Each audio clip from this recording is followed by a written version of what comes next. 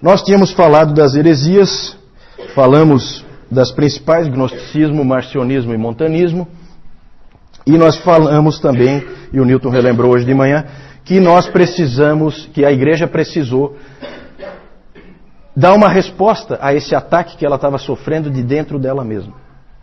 E a gente viu que aquela frase do Irineu que dizia que a autoridade da igreja repousava sobre 3 coisas: o cânon, o credo e os bispos. E por isso então o título dessa nossa sessão. Nós falamos sobre o cânon, a formação do cânon, rapidamente. A gente não pôde entrar em detalhes. Eu ia até trazer um livro aí, esqueci, um livro do Geisler para mostrar para vocês. Vou trazer no domingo que vem. E para a gente não perder muito tempo, a gente vai então direto para falar dos credos. O que é um credo? É uma afirmação de fé. Uma das mais antigas é aquela: Tu és o Cristo, o Filho do Deus vivo. Quem falou isso? Isso é um credo. Quem falou isso? Pedro, exatamente. Pedro. Tu és o Cristo, o Filho do Deus vivo. Isso é uma afirmação de fé. E uma das mais antigas que a gente tem, isso aí ainda está no Novo Testamento, uma das mais antigas que a gente tem na história da igreja é: creio em Jesus Cristo, Filho de Deus, Salvador. A partir dessa frase, creio em Jesus Cristo, Filho de Deus, Salvador, veio aquele símbolo do peixe, por causa... Ali está ictis, né? Porque existem 2 maneiras de escrever, mas podemos dizer ictus. Ictus é o peixe. Essa palavra em grego significa peixe. E é uma abreviação, ela pode ser usada como uma abreviação no grego. Depois nós vamos ver umas figuras aí. Que é uma abreviação de Jesus Christos Tel Huios Soter. Jesus Cristo, Filho de Deus, Salvador. Então, esse é um credo bem antigo também. Mas o credo que o Irineu estava se referindo, onde ele dizia que a autoridade da igreja repousava, uma das coisas em que ela repousava, era o credo dos apóstolos. Já ouviram falar do credo dos apóstolos, ou credo apostólico? Ele é bem conhecido, esse credo apostólico. Talvez eu falando vocês reconheçam. Creio em Deus Pai Todo-Poderoso, Criador do céu e da terra, em Jesus Cristo, seu único Filho, nosso Senhor, que foi concebido pelo poder do Espírito Santo, nasceu da Virgem Maria, padeceu sob Pôncio Pilatos, foi crucificado, morto e sepultado, desceu à mansão dos mortos, ressuscitou ao 3º dia, subiu aos céus, está sentado à direita de Deus Pai Todo-Poderoso, de onde há de vir a julgar os vivos e os mortos. Creio no Espírito Santo, na Santa Igreja Católica, na comunhão dos santos, na remissão dos pecados, na ressurreição da carne e na vida eterna. Amém. Esse é o credo apostólico. E existe uma história, né?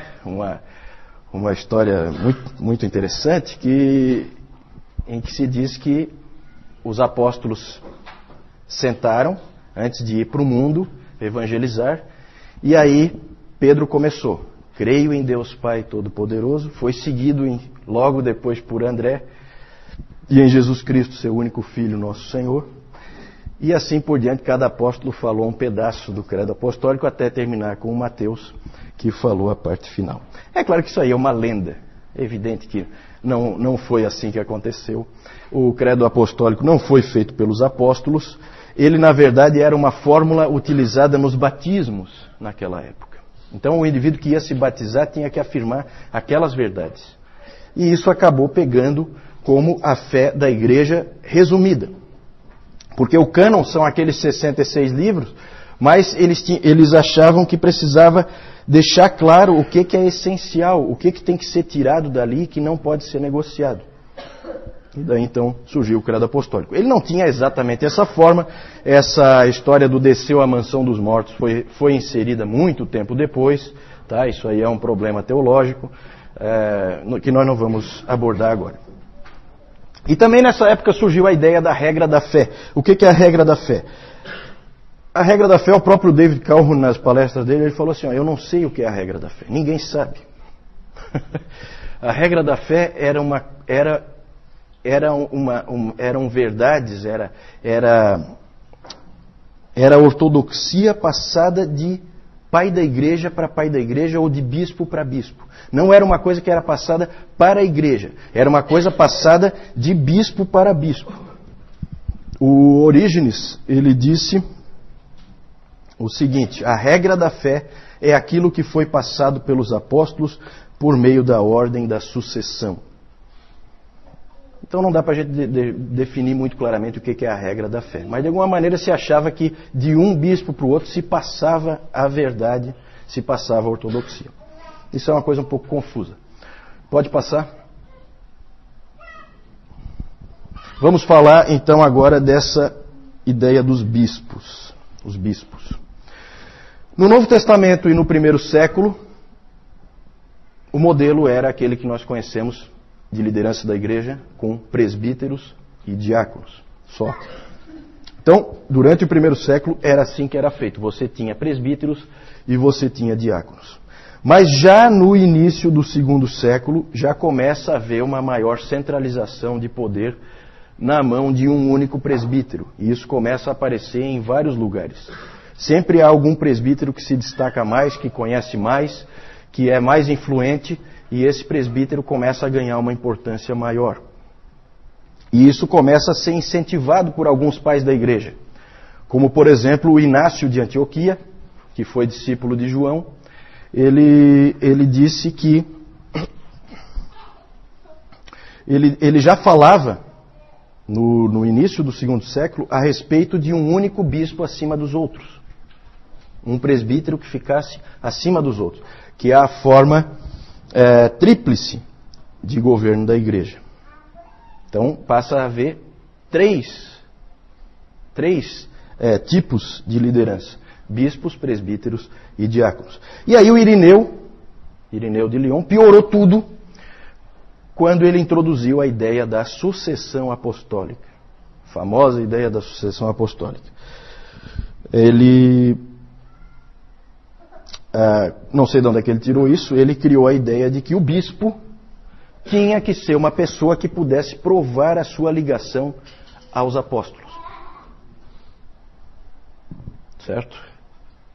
Então, por exemplo, se o Newton não puder provar a ligação dele com os apóstolos, ele não pode ser um bispo. Ele pode ser um presbítero, mas não pode ser um bispo.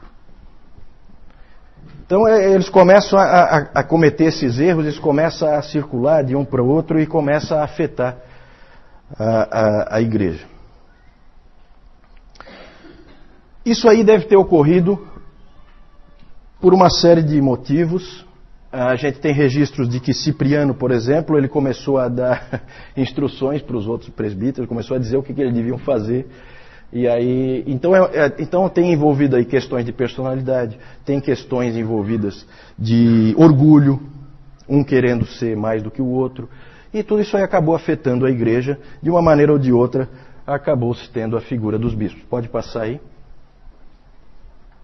Então ali eu falei, isso eu já falei, o apoio do Inácio de Antioquia e do Irineu de Lyon.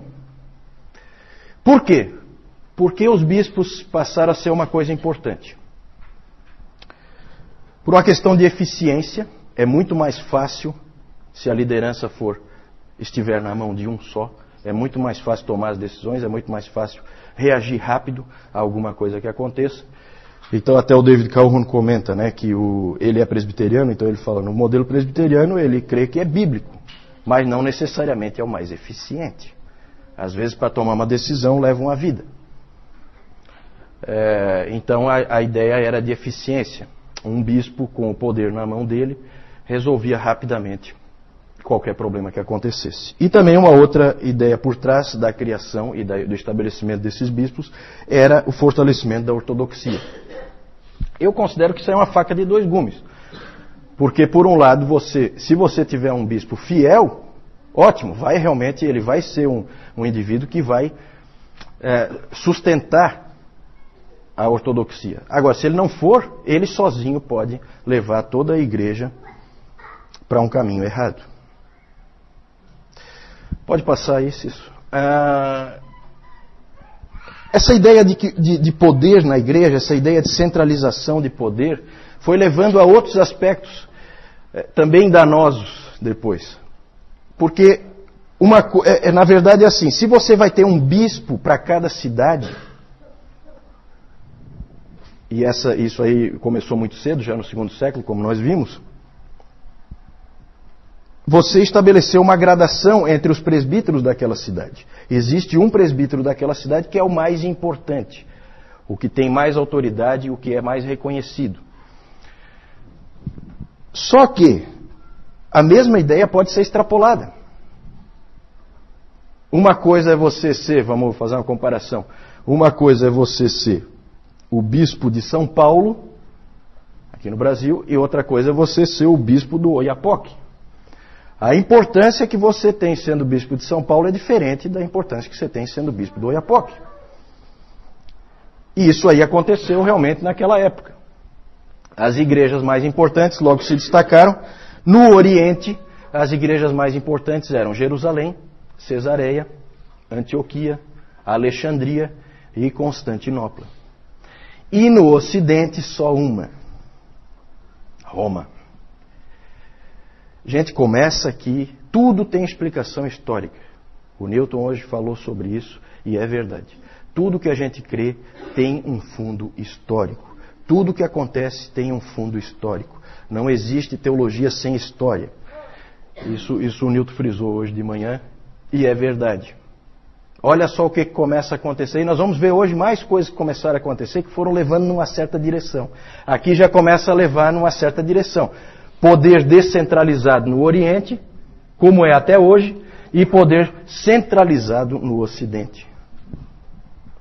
Muito interessante isso que vai acontecendo. E olha só o Irineu. Irineu foi um grande homem de Deus, combateu os gnósticos de maneira exemplar, foi extremamente útil para a igreja, só que ele também prejudicou. A ideia da sucessão apostólica não ajudou muito, e essa frase aí é de uma infelicidade tremenda. Olha o que ele disse: é um caso de necessidade que todas as igrejas deveriam concordar com essa igreja, por causa da sua preeminente autoridade. De quem que ele está falando? De Roma. E aí as coisas então vão piorando. Pode passar. Aí só para mostrar para vocês, o João hoje está meio... não está nas melhores condições, eu também não estou, vocês já perceberam, né? Mas eu vou rapidamente mostrar aqui. Aqui só um exemplo, né? Nós falamos do cânon no domingo passado. Aqui é um pedaço de papiro. Um pedaço de papiro real que nós temos hoje. Aí está escrito, depois alguém que saiba ler em grego aí pode ler para nós. É uma página do P46. Esse manuscrito é do século III. Vocês sabem que nós não temos os originais não existem mais. Então, isso aí é um pedaço. Aí ali está escrito 1 Coríntios 11, 33 a 12, 9. Aqui nós temos, isso aqui é uma pichação em Éfeso, num muro, lá da igreja primitiva, com o símbolo do peixe. Jesus Christus, Theos, Huios, Soter. Certo? Jesus Cristo, Filho de Deus, Salvador. Pode passar. Aí nós temos o Inácio de Antioquia. Ele foi martirizado, por isso que aparecem esses leões aí, junto com ele. E aparece também aqui o Irineu de Lyon. Aquele ali foi discípulo de João, tá? Ele é muito antigo, esse Inácio de Antioquia. Ele foi discípulo de João. Qual foi o outro discípulo de João que nós vimos no domingo passado? Quem é que lembra? Policarpo. Policarpo que foi mestre do Irineu, certo? Em Esmirna. Pode passar então.